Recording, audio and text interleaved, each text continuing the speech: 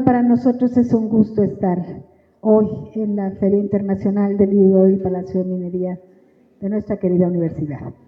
Les comento, el texto que hoy se presenta es producto de un amplio proyecto de investigación inscrito en un proyecto PAPIME, cuyo interés se centra en la consideración de que la lectura y la escritura en la formación de los estudiantes universitarios se constituye como un recurso básico e indispensable para que estos se apropien de los conocimientos que la carrera les ofrece en su trayecto de formación. La lectura académica exige del estudiantado la comprensión de textos científicos que provienen de las comunidades académicas que producen el conocimiento especializado y que dan sustento y argumento a lo que estos aprenden a través de las asignaturas y los programas que conforman el plan de estudios, así como la elaboración de diversos y variados escritos que responden a géneros textuales académicos con los criterios específicos que los expertos en cada disciplina de formación establecen para su valoración.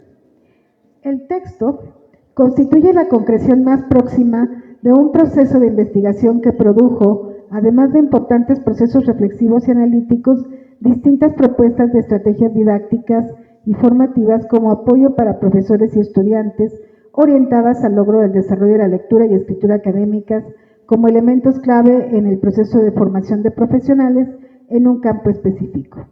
Su contenido constituye el desarrollo y la continuidad de un proceso de investigación amplio y riguroso sobre los alcances y limitaciones que presentan la lectura y la escritura académica en la comunidad de estudiantes de la licenciatura en Pedagogía de la FES Acatlán, por lo que fue necesario realizar un diagnóstico que permitiera conocer las necesidades y problemáticas concernientes a la lectura y escritura que se suscitan en la formación académica de los y las estudiantes de la licenciatura en Pedagogía, lo que permitirá diseñar e implementar diversas estrategias didácticas aplicadas a los procesos de enseñanza y de aprendizaje para favorecer el desarrollo de dichas habilidades.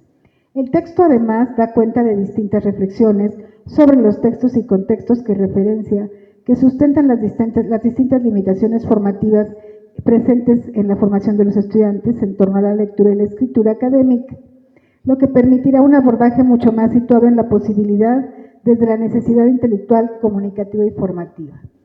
Participan en la elaboración del texto tanto profesores como estudiantes de la misma licenciatura, dando cuenta de las complejidades que implica el acto de escribir. De este modo, el texto se divide en 6 capítulos y vamos a pedir a cada uno de mis colegas que nos acompañan que nos hagan la presentación de cada uno de ellos. Lo que acontece en el aula es el capítulo 1, escrito por Ariadna Cuevas Flores, Karina Gil Reyes y Rosa Marta Gutiérrez. El segundo capítulo remite a los géneros académicos y está escrito por el doctor Ignacio Pineda Pineda. Por otro lado, tenemos los diálogos de lectura, capítulo desarrollado por el maestro Fernando Melesio Magallón Pérez, para después abordar las experiencias de la escritura académica desarrolladas por el doctor David Fragoso Franco, y después tenemos una experiencia de aplicación a través del diario de relatos del que va dando cuenta Carlos Daniel Nava, para concluir finalmente con el círculo de lectura y escritura desarrollado por Ana Lucía Arana Rivera, Hortensia Neri Vega y Guadalupe Pedrosa Hernández. Sin más, voy a ceder la palabra al doctor Ignacio Pineda Pineda para que nos haga favor de presentar los capítulos 1 y 2.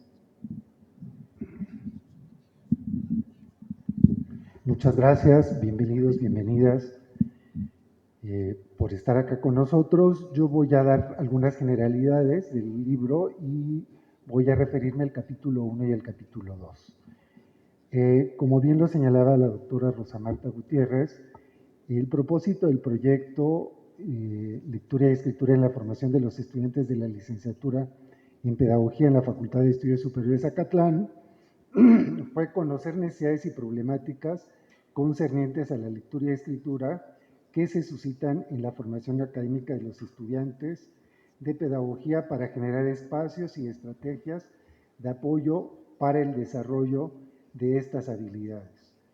Partimos de señalar que, a diferencia de la creencia de que la lectura y la escritura se aprende o se adquiere en los primeros años de la vida escolar, sostenemos que durante la vida y el trayecto académico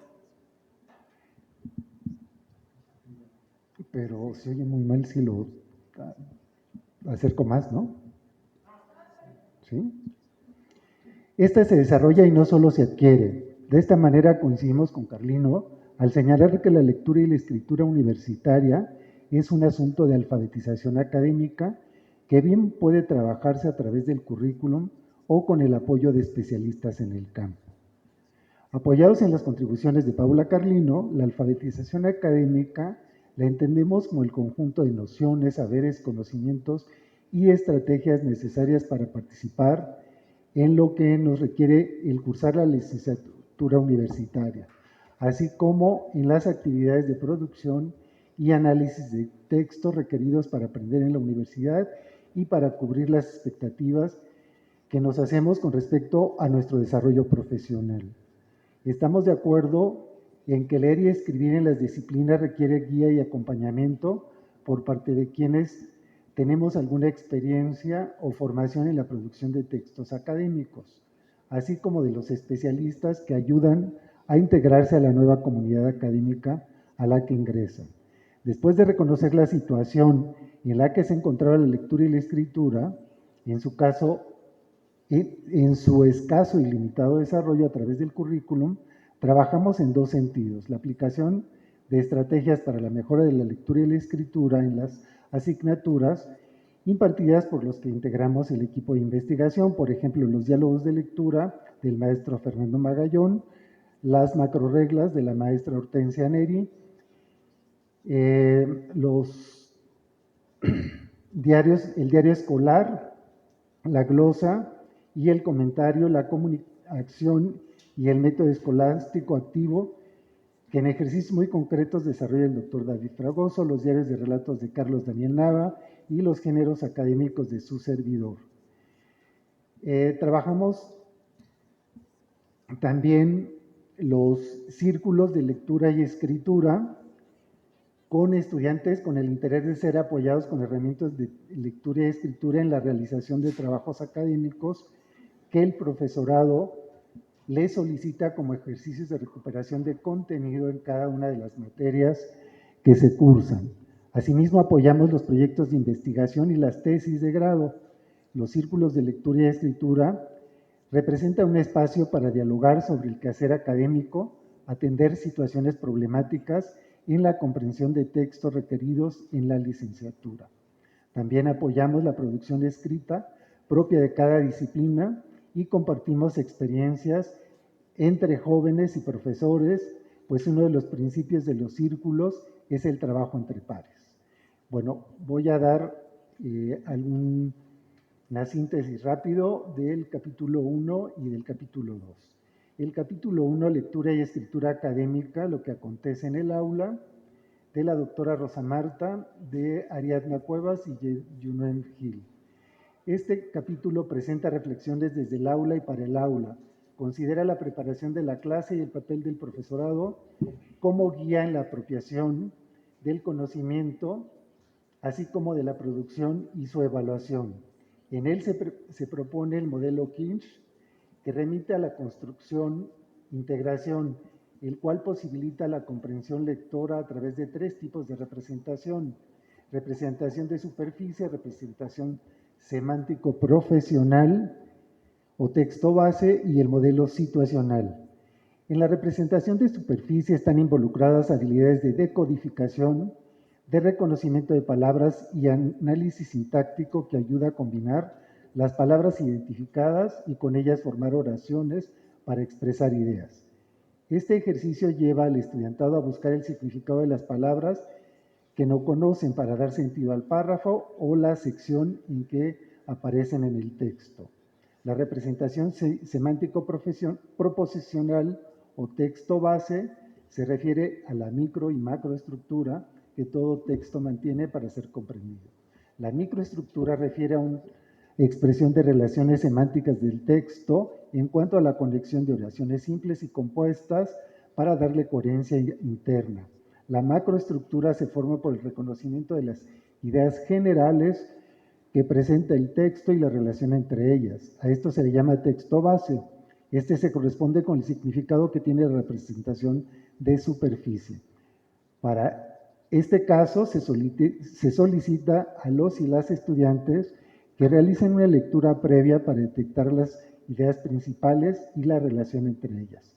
El modelo situacional establece las relaciones entre la situación, asunto o problema que aborda el texto a través de información explícita y su relación con los conocimientos previos.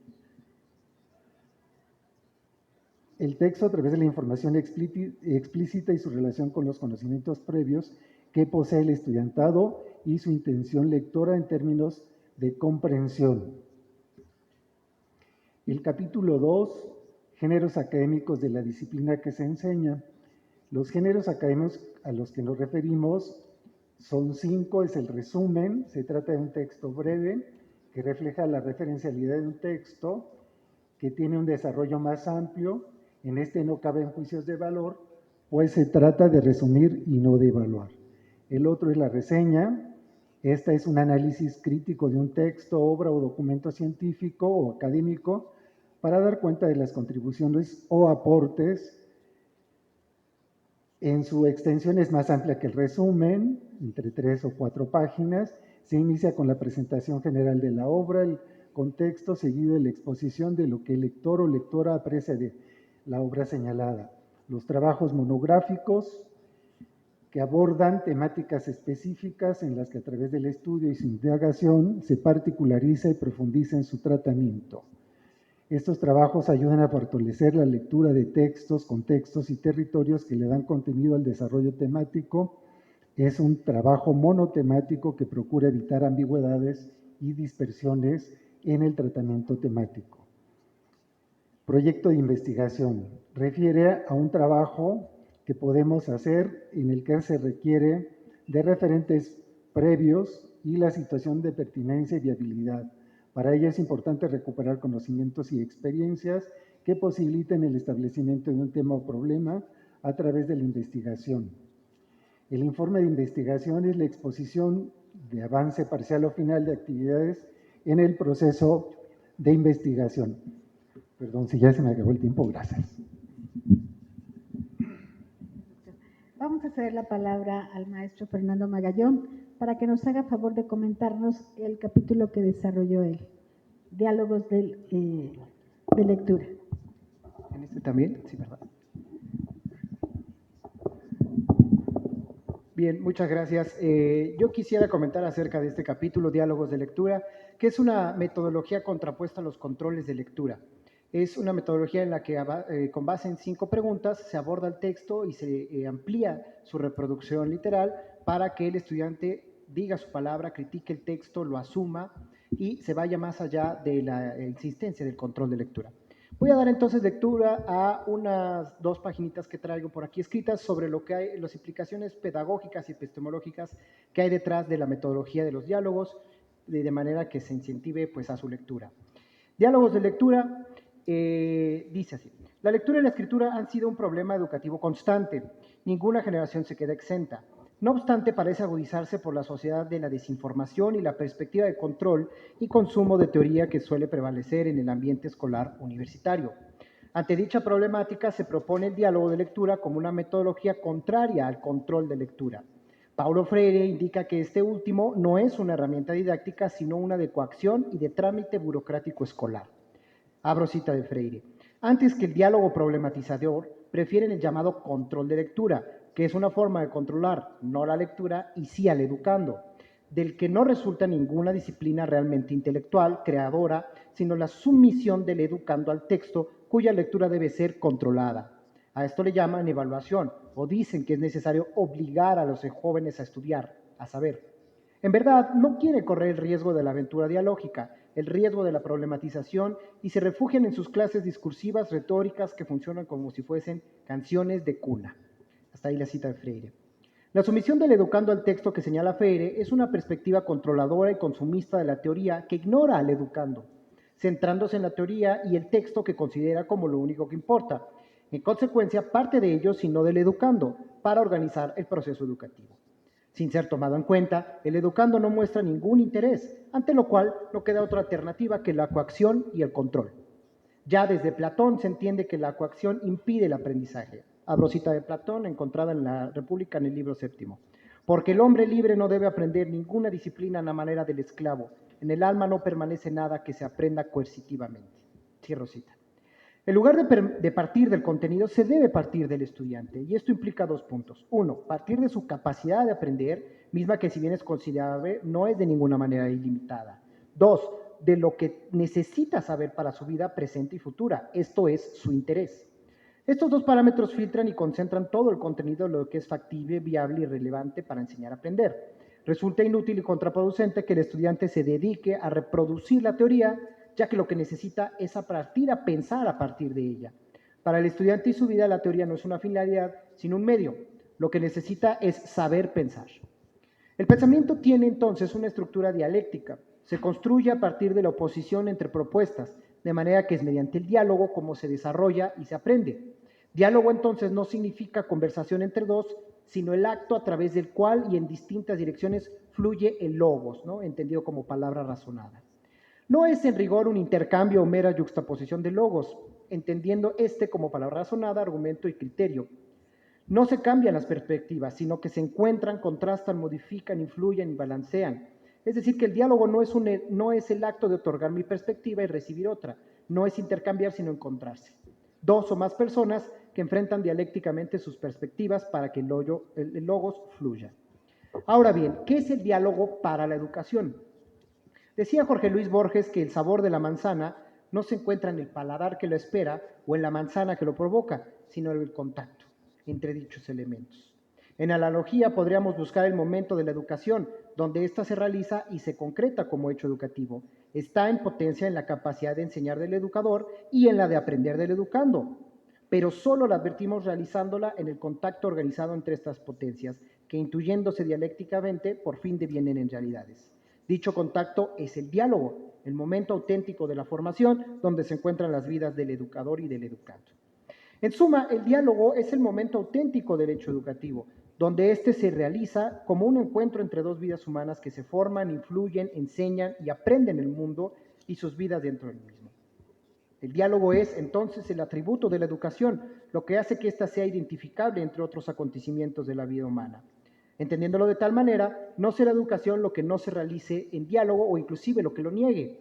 Existen, en consecuencia, formas falsas de la educación que pretenden lucir como ella, pero que sin el diálogo rápidamente identificamos como falsas. Sobre estas formas falsas, Octavio Paz indica que el diálogo es lo contrario del ruido que nos niega y del silencio que nos ignora. Cuando se niega el diálogo por el monólogo del educador o del texto, resulta en simple ruido, que es lo único que escucha el educando, inmerso en un proceso educativo centrado en la teoría y coaccionado para repetirla.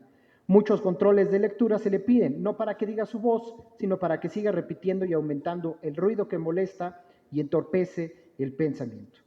Por ello buscamos que en lugar del control de lectura se busque el diálogo de lectura, para recuperar su voz, atender a las necesidades del educando, su interés y enfocar el proceso educativo en estas. El control de lectura se orienta hacia la repetición, alienación y despersonalización en el trato con el texto, en tanto que el diálogo de lectura busca la creatividad, la reflexión, la apropiación del texto, esto es, la construcción con y frente al texto. Es una metodología de lectura de textos que procura un lector activo, que asuma el texto y se posicione frente a él en vez de sencillamente consumirlo para repetir. Como conclusión quisiera decir un breve párrafo. La intención es lograr un cambio de actitud con respecto a la lectoescritura, de reproduccionista a constructiva y dialógica. Habrá que deseducar en el educando esa interpretación equivocada de que él solo debe reproducir el conocimiento, pues nada nuevo puede agregar, para entonces reeducar la actitud dialógica. Pero además se debe reformar el currículum para que la lectura y escritura no sean reducidos a elementos de control y evaluación punitiva. Le agradezco mucho a la doctora Rosa Marta que me haya cedido la voz. La dejo por acá. Muchas gracias, maestro Fernando. Vamos ahora a dar paso a la exposición del doctor David Fragoso Franco con los capítulos 4 y 5, experiencias de escritura académica y diario de relatos. Adelante, doctor. Sí, buenas tardes. Lo que yo he realizado es más práctico, más didáctico, en el sentido de aplicación en el aula. Y en este caso narro la experiencia de 4 técnicas. Una le llamo el diario escolar, que es una técnica que yo retomé de Celestín Freinet y principalmente de la experiencia que tienen en una escuela primaria que manejan el método, digamos, lo más fiel posible de Celestín Freinet. Y dentro de ese método, pues están esa técnica de diario escolar. El diario escolar lo que busca es que el alumno dé cuenta de lo que acontece en esa aula. No solamente de los contenidos que se están trabajando, sino de las situaciones de vida, del ambiente, del clima del aula, y que esto permita que en la siguiente clase podamos recordar o reconstruir esos acontecimientos y sean el inicio de la nueva sesión. El diario escolar plantea el desarrollo de distintas habilidades que son muy importantes. Uno es atención, el otro es traducción, otro es sistematización, otro es el ejercicio de la memoria, en tanto recordación. Cuando ellos elaboran el diario y en su casa, pues tiene que haber este proceso de traducción de las notas que tomaron a un texto ya organizado y además el uso del vocabulario, el tipo de palabras a utilizar, cómo se construyen los enunciados, de manera que este relato diga lo que sucedió, lo que aconteció. Y tercero, además, esta habilidad que es muy importante de reconstrucción de lo acontecido a partir del lenguaje escrito. El alumno que toma las notas y elabora el diario lo presenta a la siguiente clase. En esa otra clase elegimos otro alumno que realice el diario de ese día y a él le toca leer lo que el compañero realizó y además tomar notas. También aquí se desarrollan distintas habilidades de expresión oral, volumen, dicción, entonación, ritmo y además de lectura. Cuando el diario lo hacen manual, pues en el anterior en el que lo produce tiene que haber caligrafía, porque si no el que lee no le entiende, y entonces hay que estar constantemente preguntando qué dice, qué dice, qué dice, y para que la lectura sea fluida, pues se requiere una caligrafía clara. Este diario de lectura tiene muchas ventajas porque nos ubica en los temas en que estamos trabajando, nos ubica en las relaciones grupales que se están gestando y principalmente nos ubica en el clima afectivo que el aula está propiciando. Esta técnica la he aplicado ya durante 10 años y siempre es una técnica que les gusta a los alumnos y que pueden ellos narrar de distintas formas lo que acontece en el salón. A veces lo hacen en forma de narrativa o a veces en forma de, ¿cómo le llaman?, de fábula, o van traduciéndolo en géneros distintos según lo que cada alumno desee. La segunda experiencia es glosa y comentario. Esta experiencia yo la retomé de una alumna que tuve en la maestría en educación media superior y ella lo que trabajaba era principalmente la glosa con los alumnos de preparatoria. Recuperé esta técnica y yo le agregué el comentario. Son 2 técnicas que se usaban en la Edad Media y que pues servían para descifrar o para traducir o para interpretar palabras oscuras, palabras que no se entendían, y el glosador lo que hacía era pues investigar y aclarar términos. En este sentido, de la aplicación que yo realizo, la glosa sirve para que el alumno, conforme va leyendo, vaya anotando qué le produce el texto, de qué se acuerda, si esto lo revisó en alguna clase, si hay algún autor con el cual lo relacione, si hay programas de televisión, si hay algo de internet que él recuerde. Es decir, él va anotando su experiencia de lectura y lo que la lectura le produce en los márgenes del texto. Como son los márgenes ahora pequeños, pues tiene que hacer a veces uso de hojas en blanco, etcétera, o su cuaderno. Ellos van glosando y cuando concluyen la lectura, concluyen su glosa y ahora lo que les pedimos es que lo traduzcan a un texto que le llamamos interpretación. Esta interpretación lo que hace es vincular todas estas ideas que surgieron como pretexto del texto y que fueron dándole sentido a la lectura que el alumno realiza. Lo traduce, lo lleva al escrito y entonces él nos narra en su interpretación cómo está significando lo que el texto le está diciendo, cómo está traduciendo ciertas palabras o enunciados, cómo está dándole significatividad a cierto tipo de conceptos, etcétera. Es un ejercicio de lectura y escritura que produce el desarrollo de muchas habilidades, ¿no? Habilidades, por un lado, de lectura y habilidades de expresión escrita. La siguiente técnica que utilizo, yo le llamé comunicación, que es una técnica, junto con la de que Fernando presentó, de diálogos, que yo la aprendí en un encuentro religioso, como hace uno meditación de la palabra.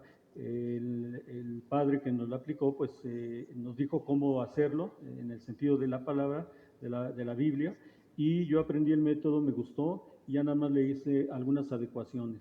Este método es muy interesante porque responde a preguntas que son significativas y que llevan gradualmente al alumno a apropiarse de dicha lectura. Los pasos que tiene esta técnica es, primero, reconocer qué dice el autor. Segundo, ¿qué me dice el autor? Tercero, ¿qué me quiere decir para mi vida? Cuarto, ¿qué le digo? Y quinto, ¿qué haría con lo que el autor me dice y con lo que yo le digo? Es decir, pasa del reconocimiento de la lectura a la acción, ¿sí? Ya concreta en función de lo que la lectura me da. Y este paso entre lo que el texto dice con lo que yo le digo, pues es una forma de diálogo, es una forma de comunicación que se da entre el autor y el lector, y es muy importante. Al finalizar el ejercicio, lo que le pido yo a los alumnos es que nos narren todo este proceso desde lo que ellos pudieron percibir y trabajar, y que el texto nos diga la interpretación que realizaron de este texto bajo la respuesta de estas preguntas. Y la última técnica que aquí muestro es el método escolástico, pero llevado al plano de los estudios universitarios. ¿Qué implica? Pues primero una lectura del texto, donde el texto es situado, el texto es contextualizado, y después se realiza la lectura para el qué dice el texto y qué me dice. Segundo, el alumno elabora cuestionamientos, preguntas, interroga. Y tercero, busca las respuestas en el texto de aquellas preguntas que él tiene. Finalmente, realiza un texto de interpretación, y este texto de interpretación está con base, por supuesto, en la lectura que él realiza. ¿Qué oportunidades tiene? Primero, un acercamiento al autor, no solo desde lo que su texto dice, sino desde el contexto en el que el autor escribe la obra, desde su propia ideología, desde su propia tendencia, y que el alumno, al situarlo, pues puede comprenderlo de mejor forma. Segundo, el texto visto desde el contexto del autor, y finalmente el texto pues ya trabajado desde las respuestas a las preguntas que él realiza. 4 experiencias diferentes que promuevo con los alumnos, y pues que desarrollan muchas habilidades y actitudes. Es todo. Muchas gracias. Muchas gracias, doctor David. Finalmente, pero no menos importante, la maestra Hortensia Neri Vega nos va a hacer favor de presentar el capítulo 6. Adelante, maestra.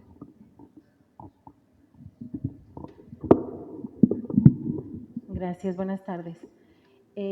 Bueno, antes de hablar del capítulo 6, nada más me gustaría comentar que en el capítulo 5, Carlos Daniel Nava hace un comentario, bueno, hace un trabajo aplicando lo que ya se había trabajado en los diálogos con el maestro Fernando, bueno, inicialmente con el maestro David, es donde inicia todo, y el autor Daniel, Carlos Daniel, hace diálogos, pero hace diario de clase. Entonces, en el capítulo 5 está como la aplicación, él es un estudiante que lo aplica, y pues aquí vemos cómo un trabajo va retroalimentando. Yo cierro con el capítulo 6, que es ejercicios de comprensión lectora e iniciación a la escritura. Esta es una experiencia de los círculos de lectura y escritura. En la FES Acatlán nosotros tenemos un círculo desde que inició este proyecto, y hemos trabajado con diferentes licenciaturas.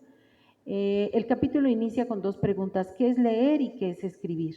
Estas 2 preguntas el estudiante va resolviéndolas poco a poco cuando se hace cargo de sus procesos, y además cuando produce académicamente. La perspectiva que nosotros trabajamos en este proyecto es la alfabetización académica y Paula Carlino sería una de las representantes. Pero ¿qué es un círculo de lectura y escritura? Nosotros trabajamos ambos espacios. Estos espacios son para dialogar sobre el quehacer académico, atender situaciones problemáticas. En este sentido, algunos textos son solicitados en el transcurso de la carrera, se les apoya también en la composición escrita, se revisan entre pares los avances y además se comparten experiencias con estos dos procesos en el aula. El capítulo tiene 6 apartados que están referidos el primero a la lectura, trabajamos un poquito la comprensión y también iniciamos en la idea principal y el tema. La identificación de estos dos aspectos nos permite pasar a la escritura. Nos apoyamos en la planeación de Daniel Casani y nosotros revisamos qué es una idea principal en los textos de lectura y después esas ideas se van complementando con las ideas secundarias para hacer textos. El tercer apartado es el desarrollo de escritura. Aquí trabajamos con la aplicación de macroreglas según la teoría de Van Dijk. Para Van Dijk, una oración declarativa puede ser falsa o verdadera, y a esto él le llama proposición. Trabajamos con una macroestructura. Estos términos probablemente los conocemos, pero quizá no ubicamos el término. Macroestructura sería una representación semántica del significado global del texto. Es así que una macroproposición resume el tema o la idea general del texto. Como les comenté, en el primer apartado identificamos esta idea, pero al leer queremos encontrar ese significado global y al escribir empezamos desde el significado global y vamos entonces desmenuzando la idea. Van Dijk nos plantea el uso de macroreglas y las macroreglas son reglas que se aplican al texto para obtener la macroestructura, es decir, para entender el significado global. Mencionaré solo las reglas: supresión, generalización y construcción. La primera se refiere a quitar los elementos que no me están diciendo el tema en específico, que pueden ser ejemplos o únicamente son palabras que pueden funcionar como conectores. La generalización quiere decir que de varias ideas yo puedo generalizar y obtener una nueva. Y la construcción, se elabora un enunciado, pero no precisamente con las mismas palabras. ¿A qué nos lleva todo esto? Pues a construir párrafos, pues tenemos la idea principal, cada párrafo tiene una idea, ayudamos a los estudiantes a que las identifiquen, a que identifiquen cuál es la principal y cuáles son las secundarias, y en el texto pueden ellos ya construirlo. De ahí pasamos a la construcción del texto con esta idea global, apoyamos este trabajo con un esquema, y este esquema pues está guiado por la jerarquización. Pasamos a la organización del contenido, donde nosotros encontramos dos elementos importantes, según Van Dijk, la macro y la superestructura. Y la superestructura sería la forma, algo que nosotros encontramos ya como un texto. El cuarto apartado sería el análisis del discurso y el contexto, lo que nos lleva al empleo de redes conceptuales. En este sentido, nuestro autor nos dice que transformar la idea semántica para llegar al significado global. En el apartado 5 hacemos ejercicios de redacción donde se plantean algunas preguntas: de qué manera empezar, cómo continuar, cómo revisar y si es que lo que se revisa se vuelve a escribir. Aquí hay dos posturas que se complementan. Una es la de Daniel Casani sobre la composición, se tiene que componer un texto, y Paula Carlino con escribir en las disciplinas y escribir a través del currículum. Finalmente, en el último apartado, la retroalimentación está relacionado con la socialización de los textos. Siempre hay algo que decir, pero esto debe ser positivo y hay algo que decir también que sea mejorable, según Daniel Casani. Estos ejercicios tienen en los anexos las respuestas a los ejercicios para la práctica de ello. Esperamos que la propuesta surgida de los círculos de lectura y escritura académica realizados en la FES Zacatlán sea de provecho para otros estudiantes que buscan apoyo en su formación académica. Gracias. Muchas gracias, maestra Hortensia. Vamos a ceder unos minutos al doctor Ignacio Pineda para que nos haga favor de hacer un último comentario. Bien, muchas gracias.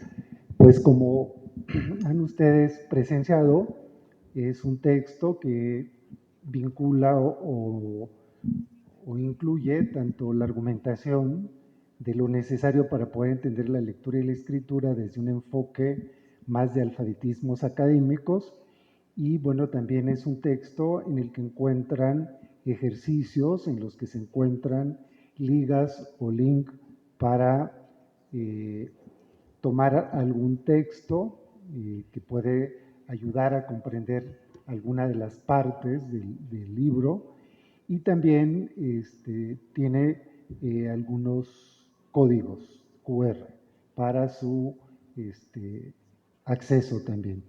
Entonces, pues es una obra, es un material de apoyo a la mejora de la enseñanza, de la lectura y la escritura. Trabajamos fundamentalmente con estudiantes, pero siempre salió a la luz lo que se hace en el aula y lo que el profesorado también hace con relación a la lectura y la escritura. Y quisiera ya nada más cerrar, creo que tenemos un poquito de tiempo, con un epílogo que viene en el libro y que quisiera leerlo para que pues lo conozcan. Sería importante que las oportunidades de aprender a leer y escribir se realizaran en las aulas, dando espacio y dedicándose a fortalecer los modos de leer y el tipo de escritura que tienen nuestros estudiantes. Con este libro esperamos haber posibilitado y empleado los conocimientos sobre el tema de la lectura y la escritura académicas en contextos universitarios, así como haber ofrecido las herramientas para pensar como para practicar la lectura y la escritura en el aula universitaria. El estudiantado de la licenciatura en Pedagogía muestra interés por conocer y comprender el por qué se lee, para qué se lee, cómo leer y comprender lo que se lee, así como en fortalecer los procesos de escritura a través de ejercicios diversos en un proceder didáctico en el que se escriba para comunicar y no solo para evaluar.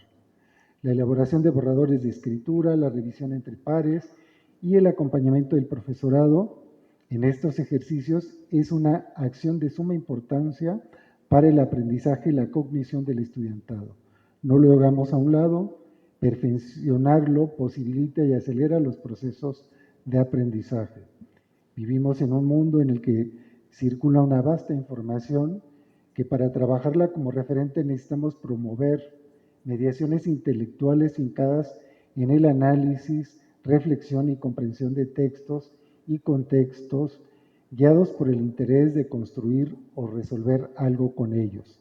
La lectura y la escritura son registros de imaginación y creación, visión y comprensión de mundos y realidades diversas. En nuestras manos está que hagamos de ellas herramientas de inteligibilidad y comunicación humana. Muchas gracias.